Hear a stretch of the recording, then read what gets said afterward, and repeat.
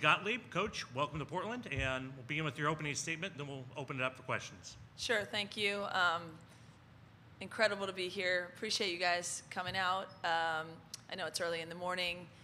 I think it's been well said that women's basketball is in such a great, exciting spot, and I would like to say I do think the journalism around that has a lot to do with it, so I appreciate you guys. I think some of the writing and stories that are being told are really high level. We appreciate that. Journalism is important, particularly in women's basketball. A lot of you guys have been here long before this inflection point, so appreciate that. There's so many good stories to tell. As far as our team, we're excited to be in Portland. We're excited to be in the Sweet 16 and locked in and focused on a great game in front of us and a really competitive game in front of us. So just a joy to be with this team and very grateful to be here in Portland. Lindsay. Lindsay Schnell, USA Today. Thanks for all those nice things you just said, but I want the transcript to reflect I'm upset Reese is not here this morning. My question is, you guys have talked a lot. You talked in Vegas about how it feels like you're ahead of things, right? Like you didn't expect necessarily that you'd be able to be this good this quickly. JuJu has obviously played a role in that. But your kids seem to play with a lot of joy and a lot of freedom. How much do you think that is helping that, even though you're a one seed, I'm guessing they don't really feel a lot of pressure? Yeah, I mean, we've been very, so this team was newly constructed this year. And as we've earned sort of an identity and really grown into who we are, one thing we've talked a lot about down this stretch run is continue to reflect what I think has made us good. And that's this ability to sort of juxtapose joy and a looseness and a bit of a freedom with an urgency, right? Like winning is really hard, especially at this point of the year, and I think it takes those two things. So I don't think the fact that we are a little bit like loose and joyous, I wouldn't mistake that for not being super urgent, but I think it's allowed us to play without the weight of the world on our shoulders and allow us to focus on what it takes to get a game won, and that's a lot of grit and toughness, but at the same time, if you're playing stress, that doesn't work either. So I do think that's been some of our secret sauce, so to speak, is that we're able to kind of do both things at once. And I think it's because they're just focusing on the game in front of us and happy to still be playing together and not feeling a ton of pressure. Down here. Shane Hoffman with the Oregonian. I'm wondering if you could talk a little bit about the growth you've seen defensively with this group, especially as you've gotten into the postseason, and how JuJu's helped as kind of a playmaker on that end as well. Did you say defensively? Yeah. Yeah. Yeah, I think so. Many of you guys know our associate head coach is Beth Burns. She's a defensive mind. She's always thinking that side of the ball. It's always been a priority of ours, but I think, again, as you kind of feed into your identity, you learn what really works for you. And I think that our players understand when we lock in on the game plan and do it really well, our kind of word for that is juicy. Like no matter what the game plan is, if you're not juicy with it, if you don't have energy around it, it doesn't work. And I think the length really helps us. So JuJu has a ton of length, and she's a terrific shot blocker. Rhea Marshall, was all defensive everything last year, and she is a better defender this year than she's ever been because she still has the shot blocking and the instincts, but now she really anchors us and understands the coverages, calls them out. She is just a weapon on the defensive end.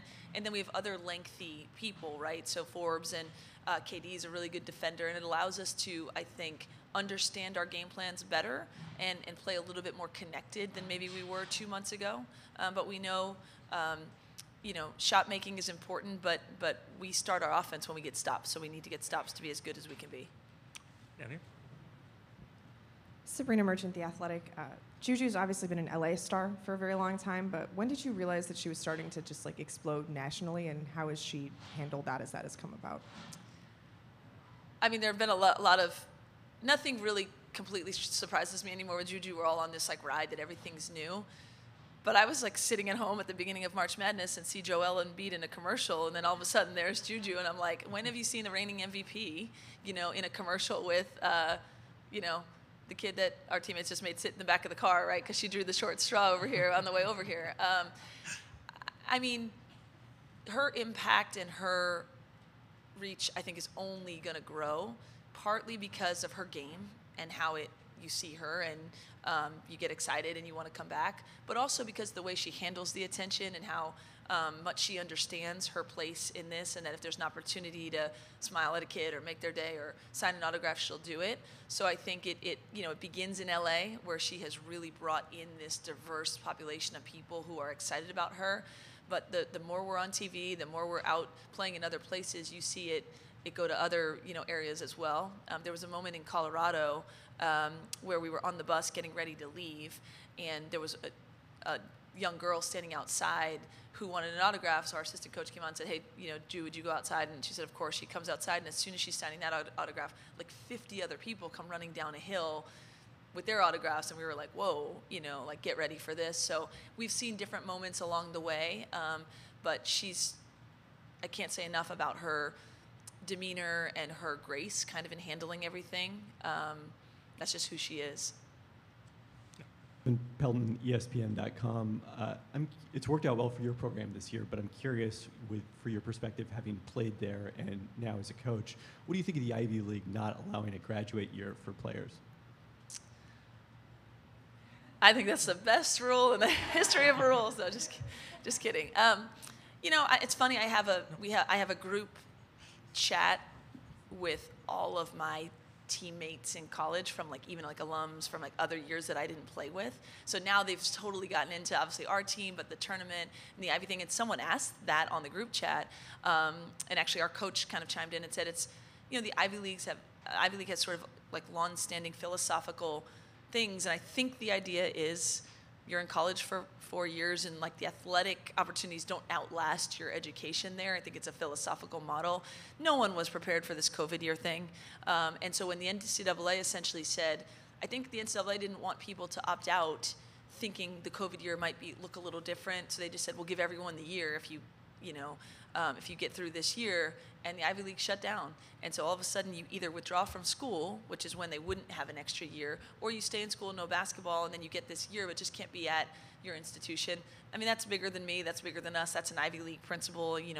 That league obviously maintains a different kind of philosophical barometer than anyone else. I think that's great for that league, and certainly these players have shown that with an extra year, they have their Harvard degrees, their Columbia degrees, their Penn degrees, and now they just got to have a year to experience something different. I think it's wonderful on all ends for us. I think something that's really notable about it in this transfer portal world where there's, people feeling different ways about it, our three players have all been wildly supported by their programs. I think some of you saw Kerry Moore, the coach at Harvard, flew out and surprised Mackenzie Forbes and was at our game. How cool is that? And both the Columbia and Penn coaching staffs have been supportive of Kayla and KD. And so we see how it's worked out for us has been great for us on the basketball end, but it's also been a cool story in terms of what college athletics can really be when, players get the opportunity to experience everything. So for us, it's worked out well. I'm going to go to the back and then Alexa. Jesse Doherty from the Washington Post. Sorry, I actually had an Ivy League question as well. Don't apologize. We're here for it. Why is USC maybe uniquely positioned to take advantage of that maybe quirk in the rules? I know your relationships probably matter a good deal, but even just as an institution, maybe why is USC positioned for that? Yeah, USC I think is amazing on a lot of levels, but one thing is we have some really incredible graduate programs that are, you can complete them and they're valued degrees in only a year or a year and a summer. And so that was something when I was taking the job was also a bonus, because I know that the grad transfer thing is now more, in play in college basketball in general. But the USC administration and our school, we want to be winning at academics and winning at athletics, and that's something that helps us to do both, because it's really something that's conducive to athletes who only have a year, who want a real degree that means something, and also the chance to play at USC. So that was a factor for sure. All three of our players are getting a degree I think they can really use, and connections they can make, but they're also having this basketball experience. The other thing I would say is I know everyone says the connection, I played in Ivy League, and so I could speak Ivy with them in these conversations and experiences, but also I watched a lot of the games. Like, I watched games as a fan, and so I knew what these players could do. We didn't go to the portal and say we only want Ivy League players. We went and said we want players that could complement and supplement where we're trying to go, and these skill sets that they had were really useful, and I think I saw that they could do it at a high level, no matter what sort of where they were playing before. I knew it really translated to the next level, and obviously they've shown that in real time. Alexa Philippou, ESPN. Speaking of your Ivy League kids, with Mackenzie in particular, what are the ways in which you've seen her really grow since you really recruited her, and going back to those Cal days? And with this particular team, how does she fit so well both on the court but then off the court as well? Yeah, I mean, I've known Mackenzie since she's been like 15, 16 years old. And you could see back then she was always, two things, uniquely versatile on the court. Like, there's not a lot of skills on the court she doesn't have. She can post you up a little bit, dribble, shoot, pass, left hand, right hand. Like, you saw that, and you also saw the high IQ. Where she's grown is, she really has completely changed her body. I mean, she's in, the year that she was off and I was in the NBA and just like watching some of like the videos she would post and stuff, I'm like, wow, she's committed to like changing her body. Like, there's she's leaner, she's more mobile, and now she's a 6-foot guard who doesn't really have limitations in terms of lateral speed or anything like that. And then to her credit, that she worked really hard at that. I've also seen her grow in her confidence and all those things I saw as a 15-year-old. Now it's like 22, 23-year-old Kenzie being able to do that with an uber amount of confidence because the work that she's put in, and she's always had the mind for the game. She brings a ton to us on the floor. She understands her own position and everybody else's position, can kind of help us organize on the court. She can take advantage of mismatches. She can help other people get to their spots. I mean, she's really said to me a number of times in huddles over the year, hey, I think we can get JuJu here. I think, if we can get Rhea off this move. I mean, it's a luxury for me to have a coach on the floor in that sense. And then off the court, she's confident. She's a winner. She's a selfless kid. She's a leader. And she's really been able to connect with the older players on the team, the Ivies, and also with, JuJu and Rhea, and just has that kind of sixth sense about what it takes to get a team ready versus just getting herself ready. Vicky Fulkerson from the New London Day in Connecticut. Lindsay, there's so many freshmen across the country who just keep performing, and performing. Is it remarkable that, obviously they're talented, but for them all to have so much poise to just keep, winning and making winning plays at their age? It is remarkable.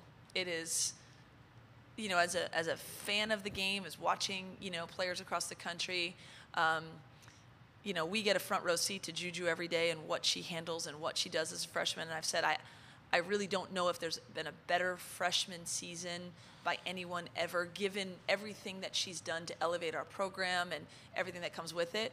But you watch, and Hannah's been spectacular, and Madison Booker's been spectacular, and the freshman at Fairfield who doesn't get as much exposure. I mean, there's just been players in important roles on really good teams that have continued to perform, and to be as young as they are and as terrific as they are is really something that's impressive. We have time for one more question. Go in the back here. Or, are you deferring to Lindsay?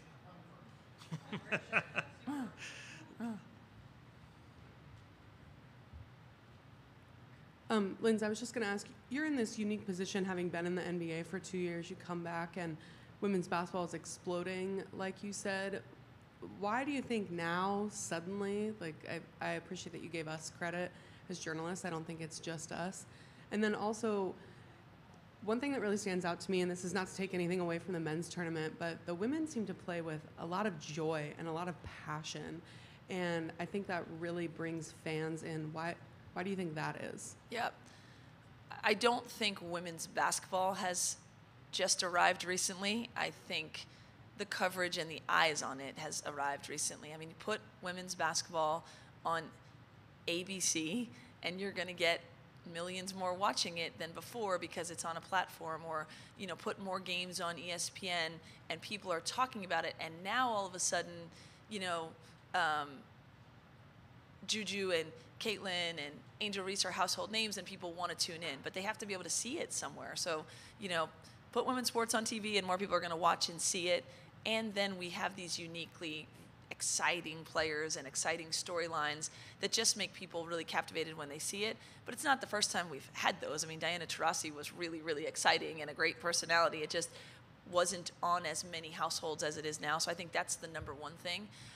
The joy and excitement, I think, these players are just living in the moment and I think most of them been given the ability or the freedom to be themselves. And I try with our players to put them on a platform to be their best selves, and I think other coaches have done that as well, and it's an exciting time in that sense because people get to see their gifts and talents on the court and their personalities as well. Coach, we appreciate your time. Thank you very much, and good luck tomorrow. Thank you all. We'll have the USC